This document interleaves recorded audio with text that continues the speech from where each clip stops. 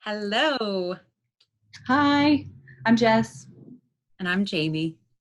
and we are here giving you just a 5-minute introduction to a retreat, a really special, loving, nurturing retreat that we have the honor of facilitating on November 17th at the Cornerstone. It's called Grief and Grace, tending to loss and change with body, breath, and spirit. Yes. Jess, I'm wondering if you can talk a little bit about what grief, like what is your definition of grief here? Got it. Yeah. Well, people often think that grief is what we experience when somebody dies, and that's true. But as humans who love many things over the course of a lifetime, we experience grief anytime that something that we love is taken from us. So it could be grief that we're embodying and that we are moving with and moving through, that's in Mhm. response to a divorce or in response to a big life change that forces us to leave some part of ourselves behind that we have loved and have imagined for our future, but did not end up coming to pass. So my view of grief is so expansive. It's not just about bereavement, and is also not an experience that we move through in any kind of linear way. It's not a process that has 5 steps or a deadline or any of the rules. There are no rules around grief. This is a deeply human experience of having loved something that is not permanent. I love that. I love that you encompass so much more than bereavement because I think for most people who experience grief, they don't actually know that that's what they're experiencing because it's like doesn't fit into their definition. Yes, and when we name it, when we say I'm working through grief around this, it honors the thing that we've loved and Mm, we cannot live and also cannot live without. And what a painful place to be in. I've been there.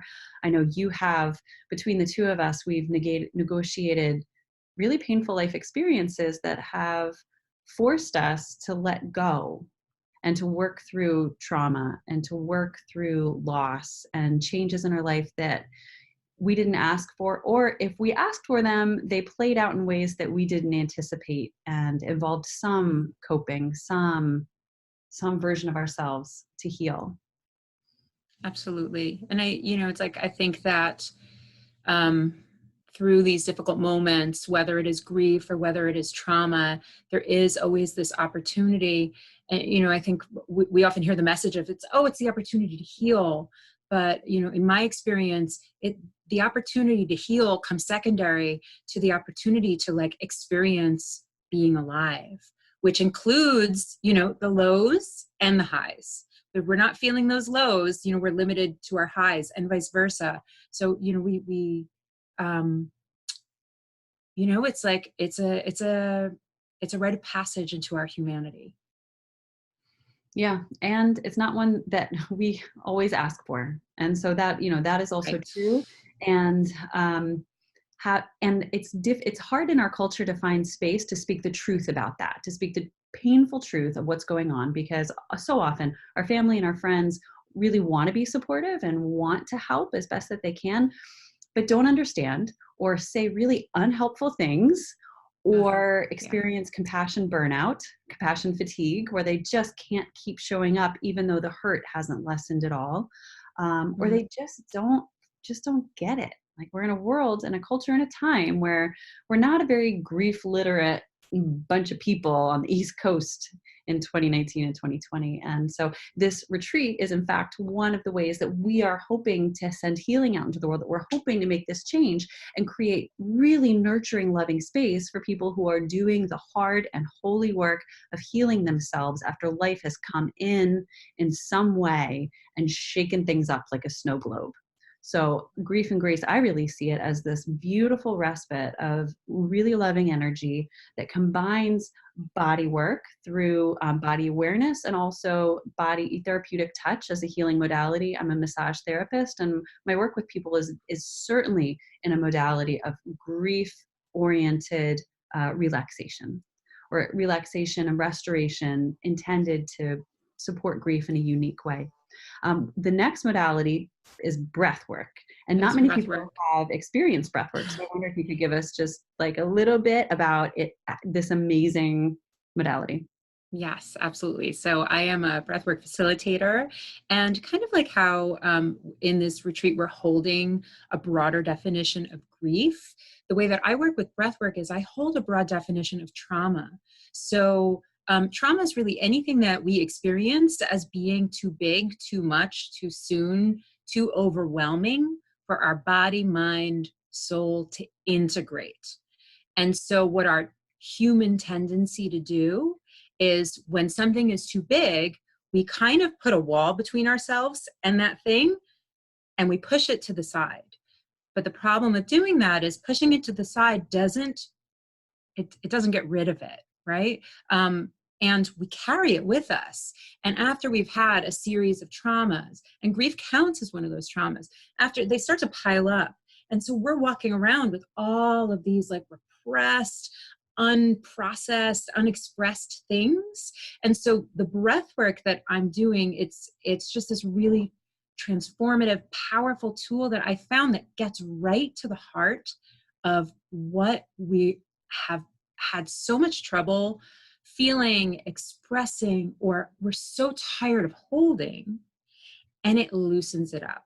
You know, for some people, it's like an immediate thing where they have this big release, but you know, for me, it's not.